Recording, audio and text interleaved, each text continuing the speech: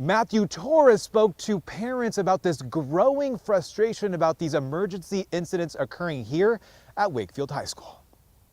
Today's incident did not relieve the stress and concern from parents already upset about another incident at the school earlier this week when classes had to be dismissed early because a student overdosed inside a bathroom. Tonight, they say they want more security measures in place. Tonight, a big relief for families. Parents reuniting with students just hours after this. Police with long guns in classrooms, searching Wakefield High after the report of a suspicious person with a gun. 15-year-old freshman Jose Castillo emotional as his mother wraps her arms around him. I feel really happy reuniting with my mom ever since getting locked in there for at least 3 hours. She was crying when I was calling her. Parents crowding police outside the school during the lockdown. That is a meeting area where the school is designated. We can't. I have no other answer. Demanding for more information.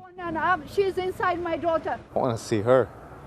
I want to see everybody to be safe. Romeo Mendez trying to get closer, worried for his 14-year-old daughter's safety. Parent instinct, just come by and try to get in. They're afraid and they're just under the table right now. Emotions and stress have already been heightened for parents this week. Tuesday, a student was left in critical condition after a suspected overdose inside a bathroom. 4 other students also had to be treated. I'm surprised that this happened 2 days after the overdose. I would think that security would have been prepped up to make sure that there's no more threats inside of the school, but it doesn't look like anything has changed. Since the overdose, Elder Julio Basurto of the community advocacy group Juntos en Justicia says he's held an emergency meeting with more than 100 parents.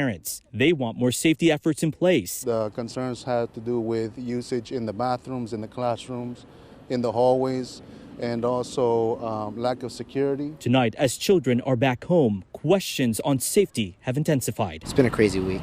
This lockdown comes as parents were already planning to hold a rally and a silent march outside of the school tomorrow from noon until 1 p.m. to urge students not to do drugs. But after today, they will likely have more to talk about.